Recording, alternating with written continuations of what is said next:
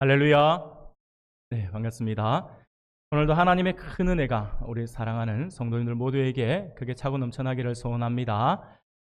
네, 우리가 히브리서의 말씀을 우리가 통해서 계속해서 믿음의 선진들의 모습을 우리가 함께 살펴보고 있었죠. 아마 지난주 추수감사절과 우리가 또 지난주에 우리 성찬식 간결로 해서 잠시 다른 부분의 말씀을 보았고요. 계속해서 오늘 이어서 같이 말씀을 살펴보고자 합니다.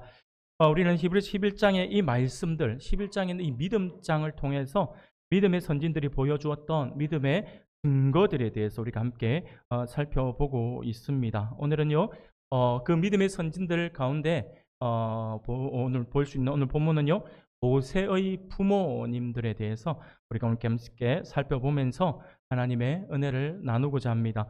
우리가 잘 알고 있는 것처럼 모세는요, 엄청난 사람이죠.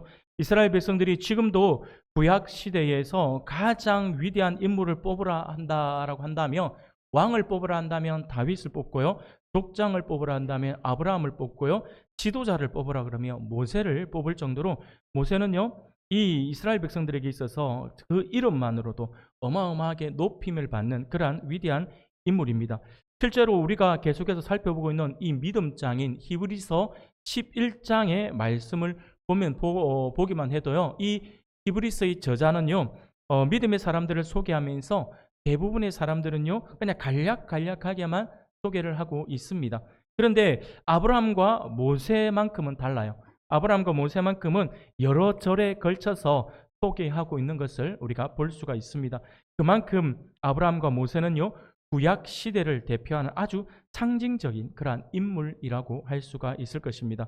모세는 우리가 잘 알고 있는 것처럼 대략 200만 명이 넘는 이스라엘 백성들을 당시에 예배당도 없이 없고, 그리고 자신들이 거할 집도 없는 광야에서 40년간 그들을 인도했던 위대한 지도자죠. 우리가 출애굽기의 말씀을 가만히 묵상하고 있으면요, 정말 깜짝깜짝 놀랄 때가 너무 많고요.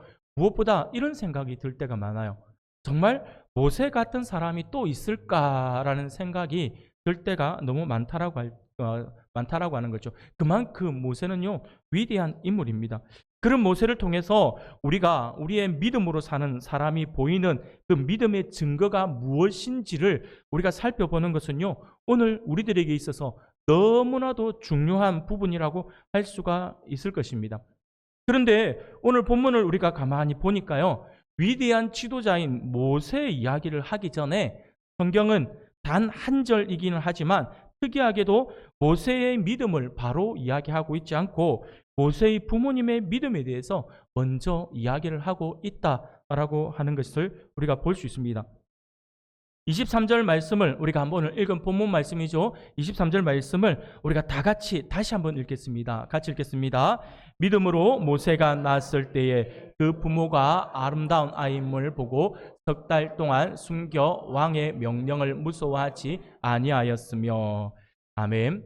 사랑하는 여러분, 우리가 모세의 이야기를 보려고 한다면, 그리고 모세의 부모님의 스토리를 조금이나마 우리가 알려고 한다면 오늘 본문에서는 알 수가 없죠. 오늘 본문은 이야기하고 있지 않기 때문에 알 수 없습니다.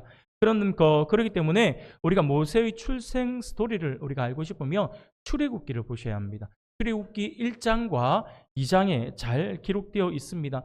출애굽기 1장을 보면 1장 8절에 이렇게 이야기를 해요. 요셉을 알지 못하는 새 왕이 일어나 애굽을 다스리더니라고 이렇게 말씀을 합니다.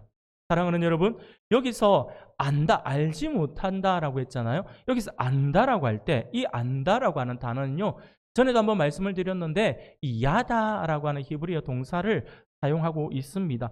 그런데 이 야다는요, 단순히 그냥 지식적인 정보 획득 차원의 알미 아니에요. 쉽게 말하면 우리 대한민국의 대통령은 윤석열 대통령입니다. 이건 우리가 알잖아요. 이거 정도 아는데, 근데 윤 대통령이 여러분들의 이름을 한 명 한 명 알까요? 모르잖아요. 그냥 이것은요, 그냥 단순한 지식 차원에서 대한민국의 대통령은 누구다. 이거는 그냥 단순한 지식적인 알미죠. 그런데 야다라고 하는 단어를 쓸 때는요, 이런 지식적인 알을 이야기할 때에 쓰는 단어가 아닙니다. 이 야다라고 하는 단어는요, 친밀한 관계를 전제로 한 체험적 지식을 이야기하는 것입니다. 부부가 서로 잘 알고, 그리고 부모와 자녀 간의 관계 안에서 잘 알고, 특히 또 우리 성도 간의 관계 안에서 잘 안다라고 할 때, 교제를 통해서 깊이 있는 것까지는 다 모른다 하더라도 어느 정도 교제를 통해서 안다라고 할 때에, 그때에 우리는 야다라고 하는 이 단어를 쓴다라고 하는 것이죠. 어떤 체험적 이해를 뜻하는 동사가 바로 이 야다입니다. 그런데 요셉을 알지 못하는 새 왕이 일어났다라고 이렇게 출애굽기에서 이야기를 합니다. 요셉은요, 애굽 역사상 7년의 풍년을 잘 준비해서 이후에 있을 7년에 걸친 어마어마한 대흉년을 미리 예비해서 애굽과 주변 국가를 구원해낸 그러한 엄청난 인물입니다. 애굽에 있어서는 1등 공신이죠. 1등 공신에 처해질 정도로 굉장한 그런 인물입니다. 이 사실을 애굽의 바로왕도 잘 알고 있으니까 그를 계속해서 총리로 세워둔 것이죠. 그런데 새로운 왕자에 오른 바로왕이 이처럼 기념비적 사건의 주인공인 요셉을 몰랐다라고 표현을 하고 있다라고 하는 것이죠. 정말 몰랐을까라는 생각이 들어집니다. 따라서 여기서 요셉을 알지 못하는 새 왕이라고 하는 표현은요, 새로운 그 바로왕이 과거의 사실을 몰랐다, 정말 몰랐다라고 표현하기보다는요, 그 사실을 의식적으로 무시하거나 아니면 정책적으로 왜곡했다라고 하는 뜻으로 이해를 하는 것이 더 옳습니다. 그러므로 오늘 본문에 요셉을 알지 못하는 새 왕이다라고 했을 때, 이 새 왕은요, 요셉이 총리로 있을 당시에 왕의 자손이 아니다라고 하는 거죠. 그 왕의 혈족이 아니라 애굽에 요셉을 알지 못하는 새로운 왕조가 탄생했다라고 하는 것으로 우리가 알 수가 있습니다. 쉽게 역사적으로 보더라도 그것이 사실입니다. 쉽게 말씀을 드리면 이전에 요셉을 총리로 중용했던 그 애굽의 왕조는요, 힉소스 왕조라고 하는 그런 왕조였는데, 이 힉소스 왕조는요, 셈족 계통의 이방 민족들이었어요. 이방 족속이었기 때문에 그래서 가나안 출신이었던 이방인인 이 요셉을 총리로 등용하는데 아무 문제가 없었다라고 하는 거죠. 이방인들에 대해서 열린 마음을 가지고 있었다라고 하는 것이죠. 그런데 이 힉소스 왕조가 무너집니다. 이 힉소스 왕조가 무너지고 새로운 정통 애굽 왕조가 세워지면서 이방인들을 축출을 하기 시작합니다. 이제 우리 민족주의, 우리 애굽의 민족주의들이 이제 새로 발생이 하게 되는 거죠. 그래서 이방인이었던 이스라엘 백성들의 지위가 예전에 비해서 많이 달라졌다라고 하는 것입니다. 이 애굽의 새로운 왕조는요, 고센 땅을 중심으로 해서 급격하게 번성하고 있던 이스라엘 백성들을 견제하면서 갖은 핍박으로 괴롭히기 시작했다라고 하는 것이죠. 그럼에도 불구하고 우리가 잘 알고 있는 것처럼 이스라엘 백성들은요, 계속 번성해 나갔다라고 하는 것입니다. 애굽의 새 왕 바로는요, 산파들을 시켜서 이스라엘 백성들이 아들을 낳을 때 모조리 죽이라라고 명령을 하게 됩니다. 그런데 이 시브라와 부아라고 하는 히브리 산파들은요, 하나님을 두려워하는 사람들이었어요. 그래서 하나님을 두려워하는 마음에 바로의 명령을 이렇게 지킬 수가 없었던 것이죠. 그래서 바로의 명령을 거역하게 됩니다. 그러니 계속해서 이렇게 히브리 산파들을 통해서도 이게 정책을 폈지만 히브리 민족들이 줄어들지 않고 계속해서 성장하는 것을 보니까 이번에는 다른 정책을 쓰게 되는 것이죠. 그래서 이스라엘 백성들이 딸을 낳으면 살려두고 아들을 낳으면 나일강에 집어 던져 죽이라라고 하는 그런 엄청난 명령을 지금 던지게 됩니다. 사랑하는 여러분, 지금 이 상황 속에서 모세가 태어났다라고 하는 것입니다. 그런데 오늘 히브리서 저자는요, 이 부분에 대해서 뭐라고 이야기하냐니까, 모세의 부모가 하나님을 믿는 믿음으로 사람이나 환경을 두려워하지 않았다라고 하는 그러한 기록을 하고 있다라고 하는 것입니다. 그런데 이러한 사실은요, 오늘 우리들에게 너무나도 중요한 그러한 사실을 하나 제공해 주고 있다라고 할 수가 있습니다. 그것은 무엇이냐니까요? 세상은 두려움을 이기기 위해서는요, 환경과 상황을 바꾸면 되는 것처럼 말을 하지만 사실 그것들이 달라진다라고 해서 우리 안에 있는 두려움이 없어지는 것은 아니다라고 하는 것이죠. 우리 안에 있는 두려움은요, 물론 환경 때문에 두려워하는 사람들은요, 환경이 바꾸어지면 좀 나아가지만 사실은 두려움이라고 하는 것은요, 이 내면에서 일어나는 거잖아요. 그렇기 때문에 세상은요, 환경이 바뀌면 좀 나아질 거다라고 이야기를 하지만 사실은 그러지 않습니다. 특히 하나님을 믿는 사람들에게 있어서는 더더욱이 그렇지 않습니다. 사랑하는 여러분, 두려움은 환경을 통해서 이겨낼 수 있는 것이 아니에요. 두려움은요, 반드시 무엇으로 이겨낼 수 있냐면 믿음으로 이겨낼 수 있는 거예요. 두려움은 믿음으로 이겨낼 수 있습니다. 믿음이 두려움을 이기게 하는 힘이지 환경의 변화가 두려움을 이기게 하지는 않는다라고 하는 것을 우리가 명심해야 할 것입니다.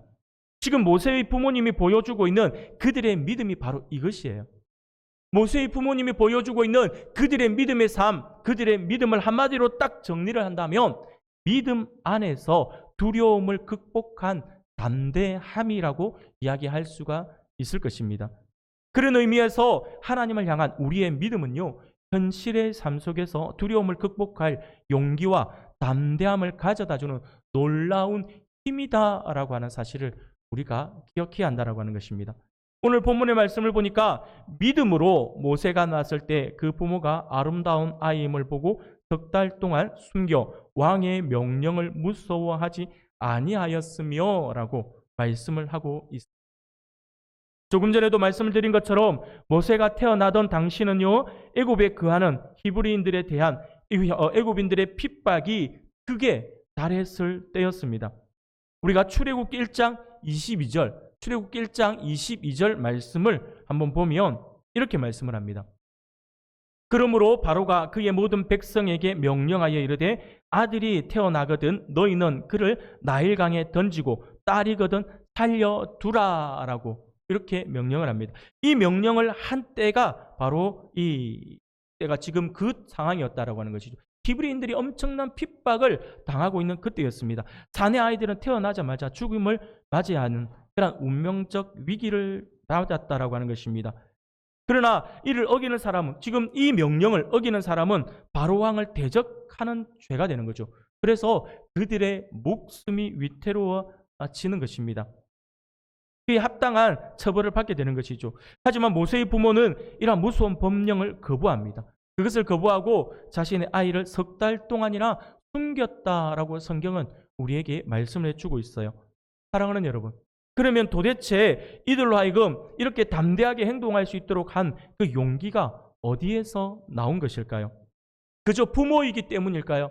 부모이기 때문에 자녀를 죽음에 내던질 수는 없기 때문에 그냥 그렇게 부모로서 당연한 행동이다라고 그렇게 이야기하면 되는 것일까요? 그렇게 이야기하면 어렵습니다. 그렇게 이야기하면 좀 마음이 힘들어요. 왜 그러냐면 지금 모세의 부모만 부모가 아니잖아요. 그 당시에 모든 부모들이 똑같은 가정에서 똑같은 위협을 받아요. 똑같이 남자아이가 태어나면 나일강에 버려야 하는 거예요. 근데 그 사람들은 다 나일강에 버리는데 모세의 부모만 부정과 모정이 너무나도 커서 차마 못 버려서, 근데 그렇게 못 죽여서 그렇게 했다. 이들만 가지고 있는 그 부성애와 모성애가 지극했다라고 하는 말이 되는 거잖아요. 그리고 나머지 그 시대의 히브리 사람들의 그 모든 부모들은 부정도 없고 모정도 없다라고 그렇게 생각되어지기 때문에 그렇게 부정이 너무나도 부모로서 그 마음을, 사랑하는 마음에 그렇게 했다라고 표현을 하기에는 조금 어렵다라고 하는 것입니다. 그러면 이들이 바로왕과 그의 흉악한 법령을 거부하고 자신들의 아이를 이렇게 숨길 수 있는 까닭이 무엇일까요? 그 까닭을 이야기하고 있는 것이, 그 이유, 그렇게 할 수 있었던 그 이유를 말하고 있는 것이 오늘 우리가 읽은 히브리서의 본문입니다. 바로 히브리서 저자가 이야기하고 있어요. 바로 무엇이었냐니까 믿음이었다라고 하는 것이죠. 그들의 믿음이 기인한 것이라고 할 수 있습니다. 모세의 부모는요, 믿음으로 바로왕의 흉악한 법령을 거부하고 자신의 아이를 숨겼다라고 하는 것입니다.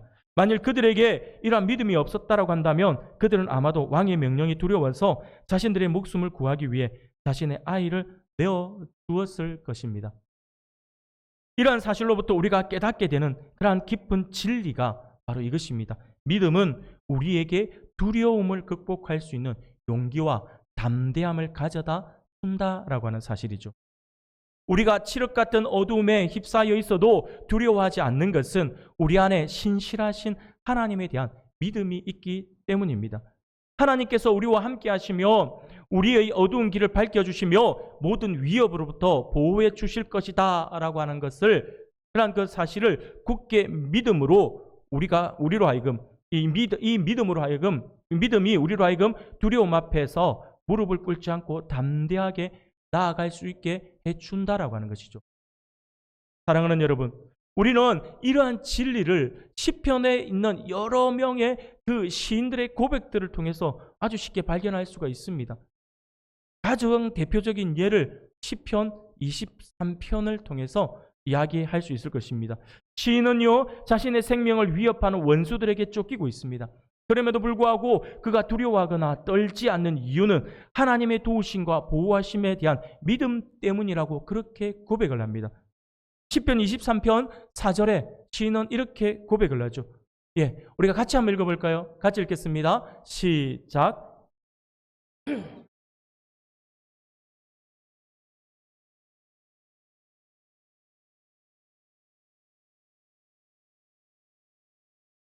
아멘.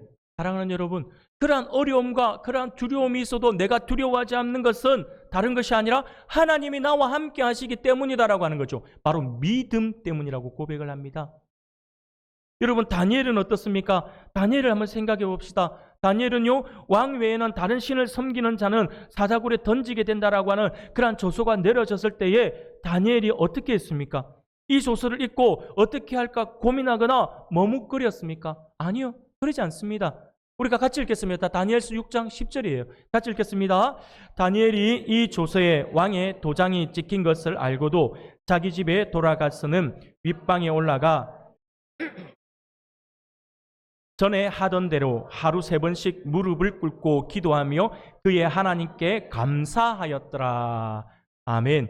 사랑하는 여러분, 다니엘은 이 두려운 상황 속에서 그는 집에 돌아가자마자 예루살렘을 향한 그 창을 열어놓고 전에 하던 것처럼 하루 3번씩 하나님께 구하며 감사했다라고 하는 거예요. 믿음이 그를 이렇게 담대하게 만들었다라고 하는 것입니다. 사랑하는 여러분, 이것이 바로 우리가 가지고 있는 믿음의 힘입니다. 진실로 여호와 하나님이 빛이고 구원이심을 아는 사람이라고 한다면 그가 과연 누구를 두려워할까요? 정말 하나님이 나와 함께 하신다라고 하는 사실을 안다면 그는 두려워할 것이 없어요. 하나님은 생명의 능력이시니 내가 누구를 무서워할까라고 하는 그러한 담대함을 가질 수 있다라고 하는 것이죠. 사랑하는 여러분, 하나님의 도우심과 보호하심에 대한 믿음은요, 우리로 하여금 두려움 앞에서 떨지 않도록 만들어줍니다. 그분에 대한 믿음은 우리에게 두려움을 이겨낼 용기와 그러한 담대함을 가져다 줍니다. 그러므로 우리 모두 주님을 향한 믿음 위에 굳게 설 수 있는 우리 성도님들이 되기를 소원합니다.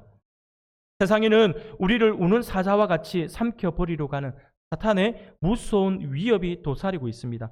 하지만 우리가 믿음 위에 바로 서 있다라고 한다면 우리는 그 어떠한 위협도 두려워하지 않을 것입니다. 아니, 믿음의 사람은 두려움을 넉넉히 극복하고도 남을 만한 용기와 담대함을 지니게 될 것입니다. 그래서요, 다윗은요, 시편 27편에서 이렇게 고백을 합니다. 여호와는 나의 빛이요 나의 구원이시니 내가 누구를 두려워하리요. 여호와는 내 생명의 능력이시니 내가 누구를 무서워하리요라고 고백을 하고 있는 것입니다. 사랑하는 여러분, 이 모든 사실을 오늘 모세의 부모님이 그들의 믿음을 통해서 보여주고 있다라고 하는 것이죠. 그들이 보여주고 있는 그의 그 믿음, 그들의 그 믿음, 그것이 오늘 우리들에게 놀라운 은혜로 다가온다라고 하는 것입니다. 그렇습니다. 여러분, 우리의 믿음은요, 바로 그런 것이에요. 사람에 대한 두려움을 이기게 하죠. 믿음은 인간이 가지고 있는 두려움을 벗어버리고 하나님을 볼 수 있게 하며 보이지 아니하는 하나님에 대한 확신을 가지게 하는 영적 은혜임을 믿으시길 바랍니다. 그래서 그 믿음은 내가 가지고 싶어도 가질 수 있는 것이 아니라 하나님의 선물이다라고 하는 것이죠. 그래서 우리가 믿음에 대해서 우리가 항상 기도해야 합니다. 우리의 믿음을 더해달라고, 더 키워달라고. 하나님은요, 우리로 하여금 우리의 믿음을 말씀을 통해서, 예배의 시간을 통해서, 교제를 통해서 더욱더 굳세게 해주시고 더욱더 힘있게 해주십니다. 그래서 모이기에 힘써야 하는 거예요. 혼자 있으면 두려움에 떨 수밖에 없죠. 그러나 함께 있을 때 두려워하지 않아요. 믿음 안에 있을 때 더욱더 담대해집니다. 그것이 우리에게 주고 있는 은혜이고 모세의 부모님을 통해서 우리에게 가르쳐 주고 있는 놀라운 영적 비밀인 거죠. 사랑하는 여러분, 그리고 오늘 또 본문을 보면 본문에서 우리가 주의해야 보아야 할 것이 있습니다. 모세의 부모님이 이러한 위대한 믿음을 보여줄 수밖에 없었던 또 다른 이유를 우리가 발견할 수가 있어요. 그것은 모세가 태어났을 때 부모가 아름다운 아이임을 보았다라고 하는 이 대목이에요. 이 대목에서 우리가 또 다른 놀라운 비밀을 하나 알 수가 있습니다. 출애굽기 2장에서는 이 부분에 대해서 뭐라고 말씀하냐면 출애굽기 2장 2절에서 이렇게 이야기합니다. 그 여자가 임신하여 아들을 낳으니 그가 잘생긴 것을 보고 석 달 동안 그를 숨겼으나 라고 말씀을 하죠. 그가 잘생긴 것을 보고라고 이렇게 말씀을 하고 있습니다. 우리가 출애굽기에 있는 이 말씀만을 우리가 이 내용만을 본다면 마치 하나님께서 외모를 보시는 것 같이 그렇게 느껴져요. 성경도 외모를 따지나? 라고 하는 그런 생각이 들어질 수도 있습니다. 그러나 여기서 잘생긴 것을 보고라고 하는 의미는 바로 그런 의미가 아닙니다. 사실 우리 대한민국 사람들은요, 우리 한국 사람들은 이 잘생겼다라고 하는 표현을 딱 던지면요, 가장 먼저 떠올리는 느낌이 외모예요, 외모. 우리가 누군가가 잘생겼다라고 한다면 그 외모를 보고 우리는 평가를 하죠. 그래서 우리는 이 잘생겼다라고 하면 와, 외모가 출중하다 이렇게 접근을 해요. 그러나 히브리 사람들이 말하는 잘생겼다의 의미는요, 우리가 생각하는 의미와는 좀 많이 다릅니다. 우리는 잘생겼다 그러면 외모를 먼저 바라보면서 그러네 이렇게 이야기할 수 있지만 히브리 사람들, 유대인들은요, 잘생겼다라고 하는 의미가 굉장히 종합적이에요. 통체적이고 종합적인 의미를 가지고 있습니다. 그래서 이 유대인들이 어떤 여자를 보고 아니면 어떤 남자를 보고 특히 여자를 보고 예쁘게 생겼다라고 말을 한다면 외모가 예쁘다라고 하는 그 의미를 하고 있는 것이 아니에요. 그냥 예쁘게 생겼다라고 하면요, 그냥 외모가 출중하다 이거 아니라 그 예쁘게 생겼다의 의미가 어떤 의미냐면 성품이 아름답고 몸이 건강해서 아이도 잘 낳고 일도 잘할 수 있겠다라고 하는 그러한 뜻입니다. 종합적인 의미를 가지고 있어요. 우리도 예전에 이런 이야기 많이 했잖아요. 어르신들 이런 이야기 많이 하더라고요. 비슷한 이야기가 있어요. 쟤는 맏며느리감이다. 예, 이 의미예요. 맏며느리감이다라고 할 때 그냥 맏며느리감이다라고 하는 것이 바로 이 종합적인 이 의미예요. 바로 성품이 아름답고 성품이 귀하고 몸이 건강해서 아이도 잘 낳고 일도 잘할 수 있겠다. 이 의미죠. 그럼 여성들의 입장에서는 이렇게 표현을 하면 좀 기분이 좀 나쁠 수도 있어요. 아니 지금 사람을 뭐 어떻게 평가를 그렇게 받아들일 수 있지만 이게 좋은 의미로 받아들여요. 그만큼 성품이 좋다라고 해요. 누군가에게 내세워도 뒤지지 않을 만큼 뛰어난 그런 성품을 가지고 있다라고, 건강하다라고 하는 그런 의미를 가지고 있는 것이죠. 그래서 예쁘다라고 하는 것은요, 그런 의미거든요. 그래서 여기서 잘생겼다라고 하는 의미도 우리가 볼 때에 외모를 지금 보고 판단하는 것은 아니다라고 하는 거예요. 여하튼 모세가 태어났을 때에 그의 부모가 그를 보고 잘생겼다, 아름다운 아이다라고 생각을 한 것은요, 외모적인 잘생김을 이야기하는 것이 아니에요. 그렇다고 고슴도치도 지 새끼는 예쁘다 하고 이렇게 이야기하잖아요. 그것처럼 부모니까 자기 자식이 예뻐서 그렇게 표현하는 것이다 라고 생각할 수도 있겠지만 그 의미도 아니다라고 하는 거예요. 지금 이 말씀은 모세의 부모가 아이를 봤을 때에 그 속에 뭔가 하나님의 특별한 부르심이 있다라고 하는 것을 느꼈다라고 하는 것으로 우리가 해석하는 것이 더 옳습니다. 그래서 그들은 왕의 명령에도 두려워하지 않고 믿음으로 모세를 잘 양육하려고 했다라고 하는 것이죠. 그러면 그것을 우리가 어떻게 알 수 있나라고 하는 거죠. 이것이 그냥 앞에서 설교하는 목회자가 임의로 이렇게 했을 거야 라고 해서 추측을 해가지고 이렇게 이야기하는 것일까요? 아니에요. 성경을 보면 우리가 알 수가 있어요. 이게 어떤 의미를 가지고 있는지. 출애굽은 이 부분에 대해서 출애굽기 2장 2절에서 조금 전에 제가 읽어드린 것처럼 그 여자가 임신하여 아들을 낳으니 그가 잘생긴 것을 보고 3달 동안 그를 숨겼으나 라고 하는 이 말씀 속에서 그 의미를 찾을 수가 있어요. 우리가 개역 개정, 오늘 우리가 보는 이 성경에서는요, 그가 잘생긴 것을 보고 라고 해석을 하고 있고요, 예전 성경, 개역 한글 성경에서는요, 이 부분에 대해서 그 준수함을 보고 라고 해석을 하고 있어요. 그런데 잘생겼다라고 해석을 했든지 아니면 준수하다라고 해석을 했든지 간에 이렇게 해석을 할 때에 그 히브리 원문이 있을 거잖아요. 히브리 원문을 보면 이때 이렇게 번역된 히브리 원문의 단어가 뭐냐면 토브라고 하는 단어예요. 지금 토브라고 하는 단어를 쓰고 있어요. 여러분, 토브는 제가 전에도 몇 번 말씀을 드렸기 때문에 여러분들이 한번 들어보신 적은 있을 겁니다.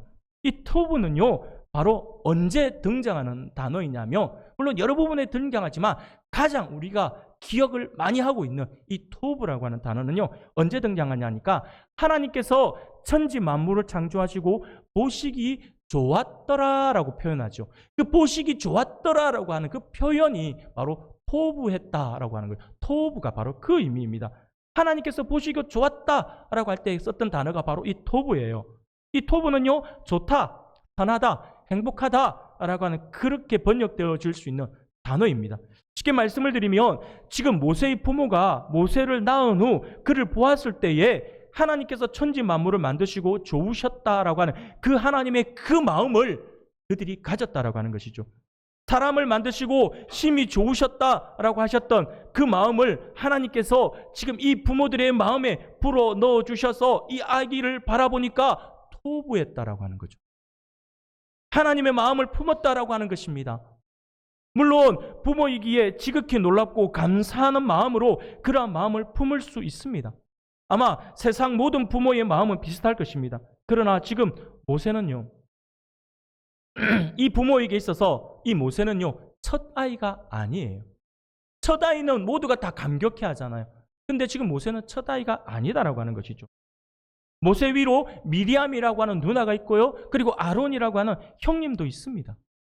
그럼에도 불구하고 이 모세를 낳았을 때에 그를 보며 토부했다라고 하는 것은 하나님께서 그들의 마음 안에 하나님의 귀한 마음을 지금 불어넣어 주셨다라고 하는 것이죠. 하나님의 특별한 부르심을 하나님이 느낄 수 있도록 이 부모의 마음에 그 마음을 주셨다라고 하는 것이죠.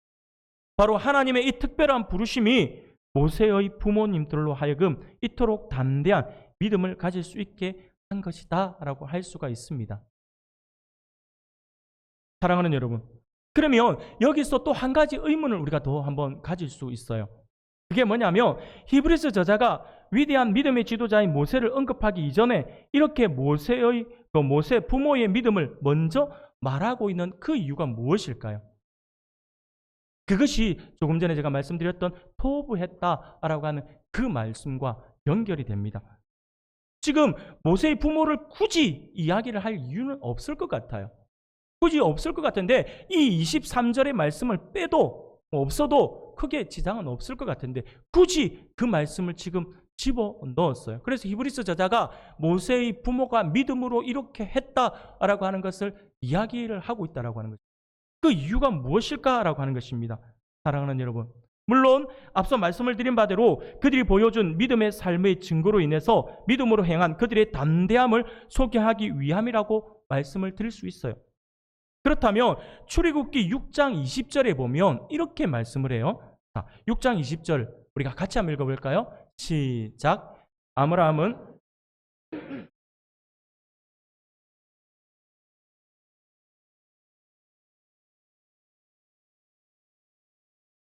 아멘. 지금 출애굽기 6장 20절에서는요, 이 부모님의 이름을 지금 정확하게 가르쳐주고 있어요.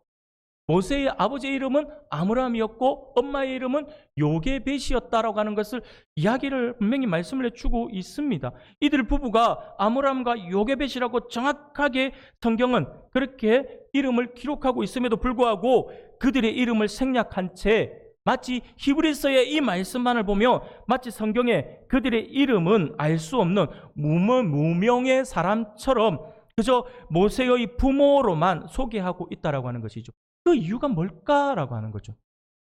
왜 모세의 이야기를 하면서 이 부모의 믿음을 먼저 이야기하고 이 부모를 이야기할 때에 왜 아므람과 요게벳이라고 하는 그 이름을 쓰지 않고 부모가라고 하는 부모라고 하는 이 단어로 이들을 통틀어서 이렇게 이야기하고 있을까라고 하는 것이죠. 사랑하는 여러분, 여기에도 아주 놀라운 하나님의 계획과 그 계획 안에서 이루어지는 은혜와 교훈이 있습니다. 우리가 잘 알고 있는 것처럼요, 모세는 애굽의 왕궁에서 자란 인물입니다. 당시 애굽은요, 그들의 세계관 안에서 세계 최고의 국가였습니다. 그러므로 그곳은 수많은 보화와 누릴 수 있는 모든 부귀와 그리고 모든 쾌락이 가득한 세계 최고의 그런 왕궁이었던 것이죠. 그런 곳에서 모세는 왕자로 자랐어요. 당시 애굽의 왕자는요, 비록 후계자는 아니라 할지라도 자신이 누릴 수 있는 모든 것을 누릴 수가 있었고요. 수많은 우상들 속에서도 자신은 태양신의 아들이 바로라고 그들이 믿고 있거든요. 태양신의 아들인 바로의 자녀로서 신과 같이 군림할 수 있는 자였다라고 하는 것이죠. 그러나 우리가 잘 알고 있는 것처럼 모세는 그렇게 누릴 수 있는 모든 것들을 온전히 누리고 있음에도 불구하고 잊어버리지 않는 것이 하나가 있었어요. 바로 모세는요, 그런 곳에서 자라서 그렇게 곳에서 자라고 있으면서도 민족의 아픔을 마음에 품는 신실한 사람으로 자라고 있었다라고 하는 것입니다. 저자는 지금 그것을 이야기하고 싶은 거예요. 저자는 지금 모세가 이 이방의 우상의 중심에서도 민족과 그 중심의 하나님을, 그 중심 안에 하나님을 잃어버리지 않고 신실하게 자랄 수 있었던 그 이유를 지금 설명하고 싶은 거죠.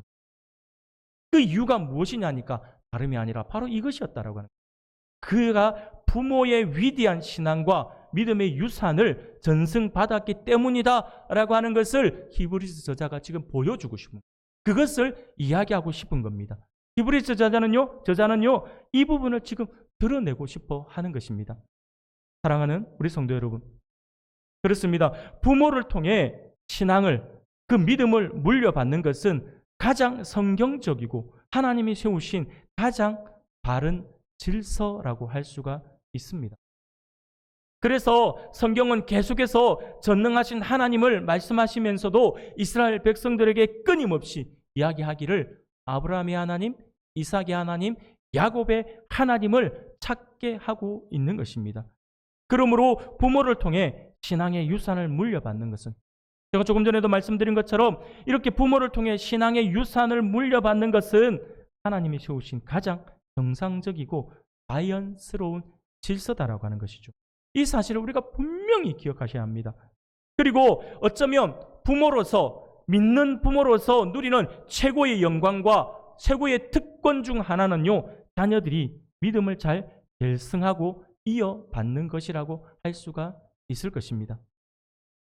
사랑하는 우리 성도 여러분, 지금 히브리서 저자는 지금 모세의 부모님의 그 믿음을 먼저 밝히면서 비록 모세의 부모가 당시의 살벌한 상황 속에서 어쩔 수 없이 어린 모세를 나일강에 띄워 보낼 수 없는 그러한 상황이었지만 믿음으로 두려움을 떨쳐버리고 어린 모세를 3개월간 숨겨 몸소 가슴에 품고 키웠다라고 하는 이 사실을 기록함으로 인해서 어린 모세의 잠재의식 속에 하나님에 대한 신앙을 물려주었다라고 하는 것이죠.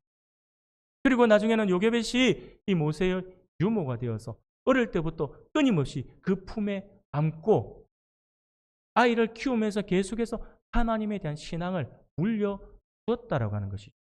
그래서 어린 나이에 말도 하지 못한 이 어린 나이에 부모님의 그 감정, 부모님의 그 신앙이 DNA처럼 물려져 유전되어서 모세의 잠재의식 안으로 스며 들어가게 되었다라고 하는 것입니다.